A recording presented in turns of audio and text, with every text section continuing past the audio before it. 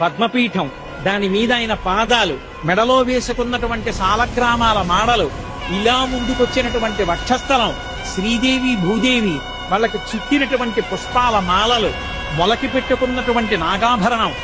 ఆ పైన ఈ చేత్తో పట్టుకున్నటువంటి చక్రం, ఈ చేత్తో పట్టుకున్నటువంటి శంఖం, ఇలా చూపిస్తున్నటువంటి వరదహస్తం, దాని నిండా వజ్రాల తాపడం, ఇందరికీ అభయం ములిచ్చు చేయి కందువకో మంచి బంగారు చేయి అని అన్నమయ్య పొంగిపోయినటువంటి ఆ చెయ్యి, చున్నా చుట్టినట్టున్న చిన్న చిరునవ్వు నవ్వుతున్నటువంటి చిన్న గుంటటి మూతి, దాని కింద